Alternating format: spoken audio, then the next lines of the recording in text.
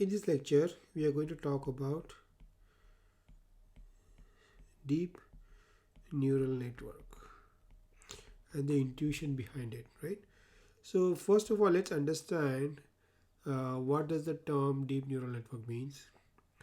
So in general, if you'll take a look at AI, which stands for artificial intelligence, let's assume this is a circle.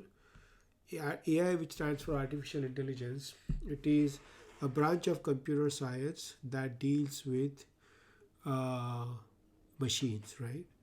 So, so any machine activity, like let's say a robot which is used by vacuum cleaner, a robot that is used in the kitchen to do some cleanups, is a part of artificial intelligence, where machines are doing the human-like work. Now, machine learning is a subset of AI, where you basically take data which is generated by human beings and train a machine to mimic the human behavior, right?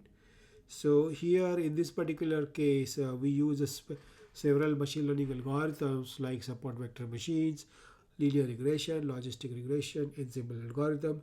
To teach a machine, you feed the machine to a data, and that machine will learn from the data. It will decipher the rules, and then when you feed the new data, uh, it will try to predict what the output look like.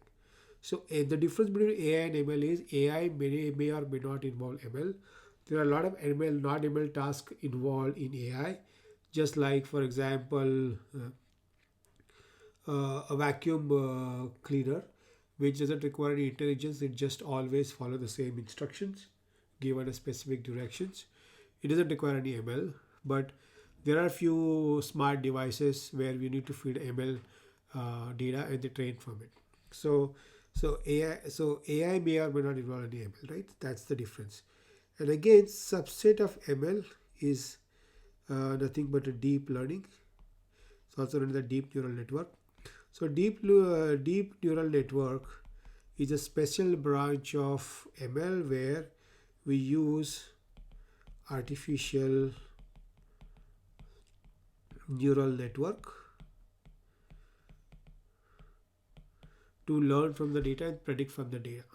So artificial neural network is a general specific branch of ML where we specifically use, instead of using a special algorithm like support vector machine ensemble, we use a common algorithm which is mainly based on a neural network. And when you say deep, neural network has multiple layers. A deep neural network is a neural network which has more than 4 layers, and we'll learn about that more. Okay, so it's very important to understand the difference between AI, ML, and DL. People often use it interchangeably, but when you are learning more about AI, ML, and deep learning, it's very important to understand the difference between these three. So AI is a general branch of computer science that deals with machine. It may or may not involve training the machine. It may involve doing a dumb task, right, by a machine, but it's mainly about machine doing the human task. Machine learning is adding intelligence where you train a machine to do a certain task based on the historical data. And deep learning is a special branch of machine learning where we heavily use artificial neural networks to solve a machine learning problem.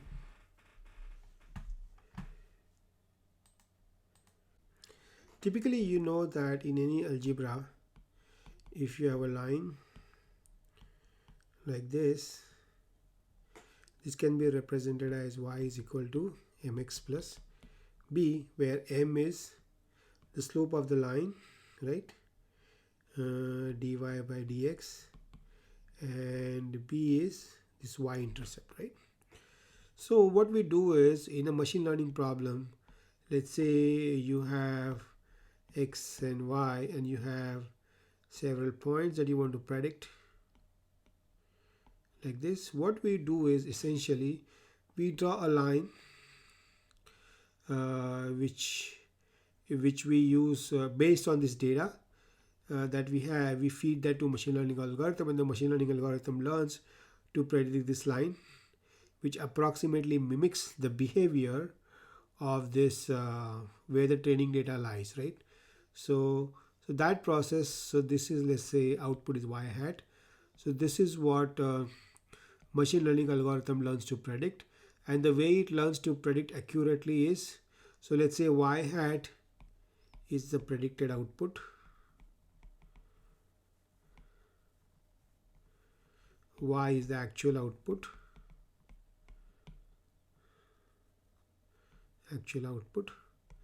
it calculates the error between y hat minus y, and it tries to minimize the error, and during this process it learns new m and new b, which is this one and this one, and it keeps making y closer to y hat. This is what is machine learning all about, okay, simply put it. Now this is about linear regression. Let's say in case of logistic regression, so linear regression is applied where output is continuous variable, let's say real estate price or stock price, where the output is continuously variable, which has a value of, let's say, $1,000, $200, something like that. So with the logistic regression, the main issue is about classification, right? So for instance, let's say you have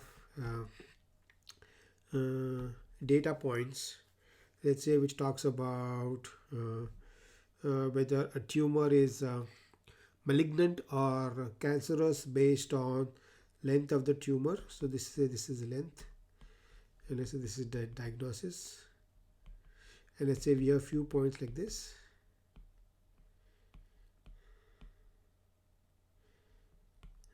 Right?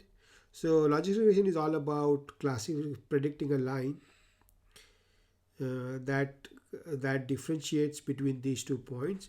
So we say anything that is on the right side of this line we can classify as malignant, and anything on the left at the same time is called as a benign, right? So logistic regression is mainly just classification. So here the equation is y is equal to same as mx plus b, but we also pass it through a function called activation function. So activation function, what it does, it gives me a probability values that is between 0 to 1. So anytime we say the value is greater than 0.5, we can classify it to be malignant, or anytime value is less than 0.5, we can classify it as a benign. Okay, so logistic regression is same as linear regression, but with the addition of an activation function. Okay, and the output is generally a probability instead of the actual values. Okay, we will learn more about what is actual activation function is used.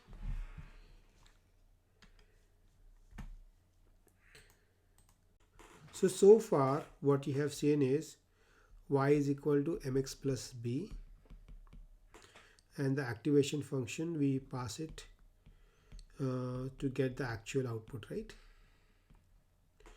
Okay, so this is basically represented, the activation function is generally sigmoid type. So this is, let's say f of z, it is represented as 1 plus e raised to minus z, and it looks something like this. So this is f of z, 0.5, 0, and this is z. Okay, so basically the sigmoid function is used to squish the output of a normal equation, which is mx plus b, because this output can go in any range, let's say between minus infinity to plus infinity, right?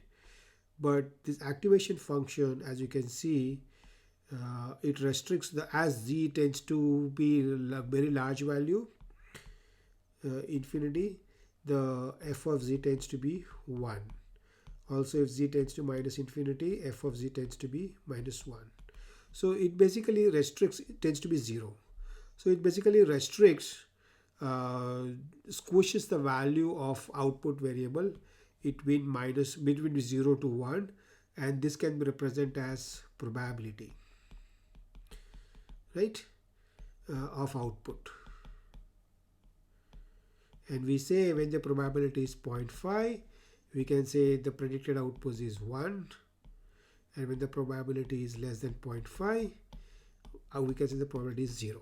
That's how the logistic regression is used. So logistic regression is nothing but summation plus activation. Okay, so where summation is mx plus b, and then activation is this. So this is logistic regression. So in this example we saw a sigmoid function, but there are several other logistic regression functions that are used, which are called tanh, ReLU, and things like that. We don't have to worry about it right now. We just enough to understand the intuition behind it. So far what you have seen is y is equal to mx plus b, and the activation function we pass it to get the actual output, right? Okay, so this is basically represented. The activation function is generally sigmoid type. So this is, let's say f of z, it is represented as 1 plus e raised to minus z, and it looks something like this. So this is f of z, 0.5, 0, and this is z. Okay, so basically the sigmoid function is used to squish the output of a normal equation, which is mx plus b, because this output can go in any range, let's say between minus infinity to plus infinity, right? But this activation function, as you can see, it restricts as z tends to be a very large value, infinity, the f of z tends to be 1. Also if z tends to minus infinity, f of z tends to be minus 1. So it basically restricts, it tends to be 0. So it basically restricts, squishes the value of output variable between 0 to 1, and this can be represented as probability, right, of output. And we say when the probability is 0.5, we can say the predicted output is 1, and when the probability is less than 0.5, we can say the probability is 0. That's how the logistic regression is used. So logistic regression is nothing but summation plus activation. Okay, so where summation is mx plus b, and then activation is this. So this is logistic regression.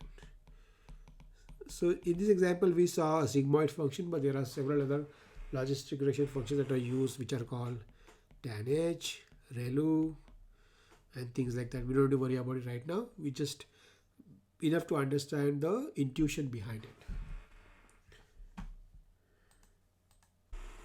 So in case of deep neural network, we have hierarchy of perceptrons.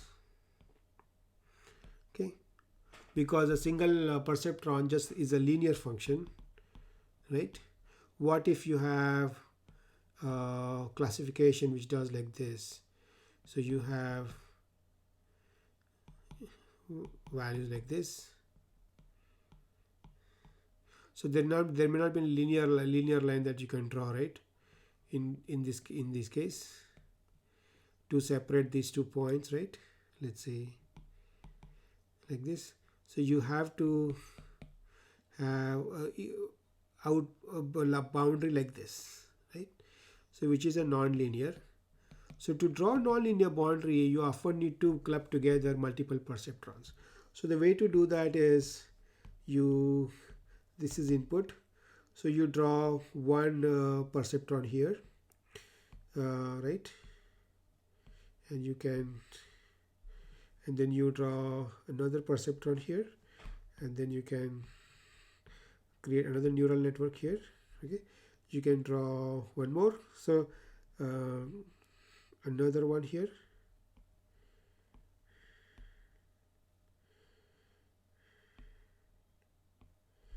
and then the final output, right?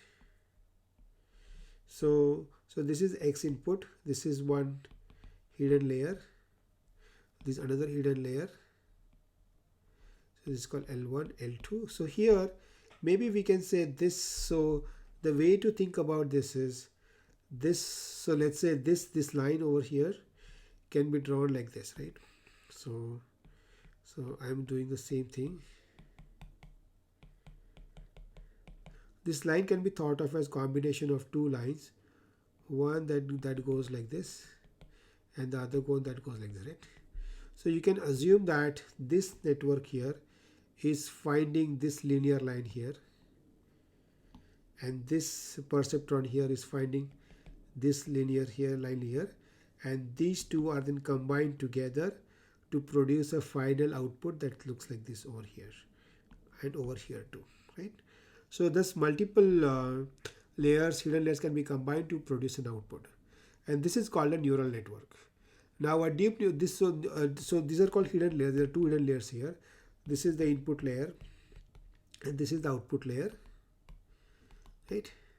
So this is called a neural network, and anything which has more than four hidden layers is called a deep neural network.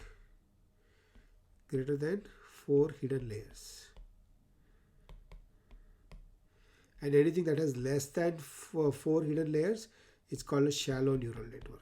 Okay, so that's what the deep neural network is used, and it is really good for finding the nonlinear boundaries in classification problem, and it is so popular that it can be generalized uh, to compute the solution for any problem. It's a generic algorithm.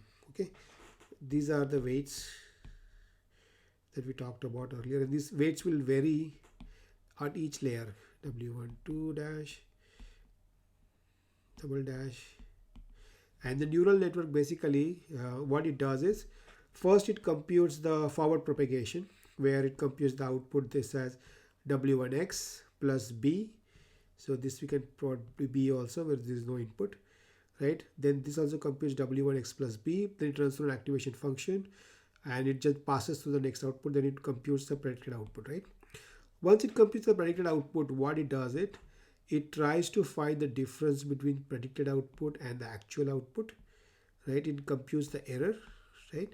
And then it does something called a back propagation, where it propagates the way backwards all the weights, right, in this error, and it recomputes these weights W1, W2, and the bias, so that this error is reduces. Okay, and that is called a back propagation. So it is also known as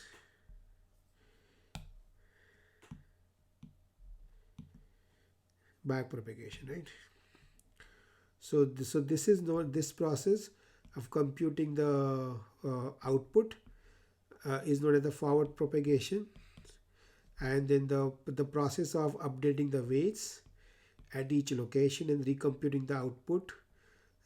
So process of computing the weights by taking this error is called back propagation. Okay, so the process of forward propagation, backward propagation are combined to ensure that the error is minimized between the actual output and the predicted output. That's what deep neural network is all about.